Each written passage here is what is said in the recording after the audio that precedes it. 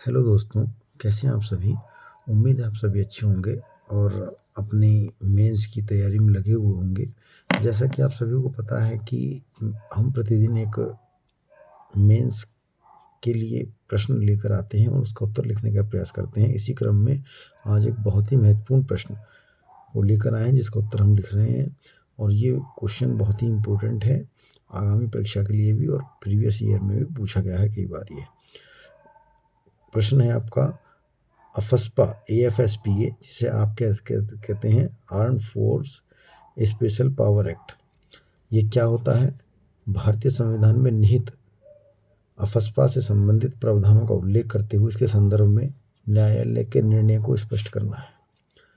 तो हम स्टार्ट करेंगे सशस्त्र बल विशेष शक्तियां अधिनियम 1958, जिसे हम AFSPA अफस्पा कहते हैं, उत्तर पूर्व और जम्मू कश्मीर जैसे अशांत क्षेत्रों में लागू है।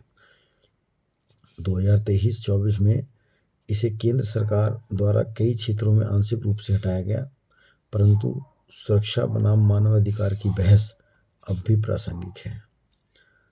अब बात करते हैं कि ये है क्या। AFSPA जो आपका arm force special power act है, ये है क्या? देखिए, 1958 में पूर्वोत्तर राज्यों के लिए पारित अधिनियम, बाद में 1990 में जम्मू कश्मीर हेतु पृथक अधिनियम दिया गया। उद्देश्य क्या है इसका? उद्देश्य है इसका अशांत क्षेत्र में सशस्त्र बलों को कानून व्यवस्था बनाए रखने हेतु विशेष अधिकार देना। इसके अंदर क्या है कि धारा 4 के अंतर्गत गोली चलाने, बिना वारंट गिरफ्तारी, तलाशी का अधिकार। इवन दैट आप किसी के घर गाड़ी की तलाशी भी ले सकते हैं, बिना किसी वारंट के गिरफ्तार कर सकते हैं और गोली चलाने का भी अधिकार इसमें दिया रहता है। अब बात करेंगे संवैधानिक प्रावधान क्या है। तो बात कर रहे हैं अनुच्छेद 355। संघ का दायित्व क्या है भाई? राज्यों को बाह्य आक्रमण व आंतरिक अशांति से संरक्षण देना।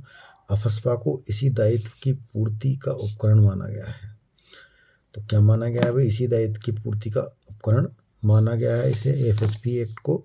और 7वीं जो अनुसूची है, संघ सूची, इसमें एंटी 2A में सशस्त्र बलों की तैनाती और उपयोग केंद्र का विषय है। आपके मान लीजिए किसी भी राज्य में अगर आर्म फोर्स की या सशस्त्र बलों की नियुक्ति करनी है तो वो सेंट्रल डिसाइड करता है और इसमें किसी स्टेट की परमिशन की रिक्वायरमेंट भी नहीं है।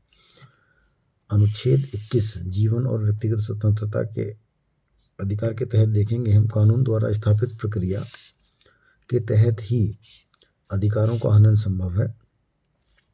अफस्पा की वैधता का परीक्षण अनुच्छेद 21 के आलोक में है। अब बात करेंगे हम अनुच्छेद 24 है, जो समानता का अधिकार है। ये क्या करता है कि मनमानी शक्ति पर रोक लगाता है और तर्कसंगत आपका वर्गीकरण आवश्यक है इसके लिए। अब है आपके न्यायालय के प्रमुख निर्णय क्या क्या हैं भाई इसमें जो हुए हैं आपके अफस्पा के रिलेटेड। जो भी आपके महत्वपूर्ण केस हैं उनके बारे में पढ़ेंगे। तो पहला है आपके नागा पीपल मूवमेंट बनाम भारत संघ, 1997 का एक ये केस है आपका।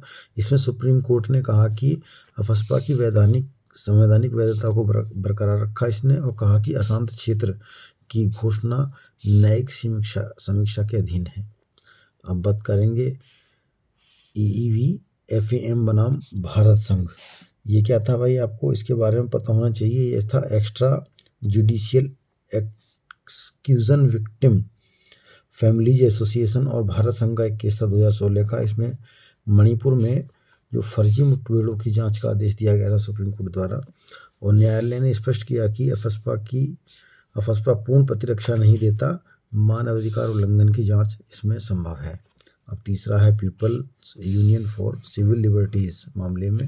इसमें क्या कहा गया? गिरफ्तारी व मुठभेड़ों में प्रक्रिया संबंधी सुरक्षा उपायों पर बल दिया गया। अब बात करेंगे अफस्पा के पॉजिटिव और नेगेटिव, या हम कह सकते हैं सकारात्मक पक्ष या आलोचनात्मक पक्ष की पूछता है आपको।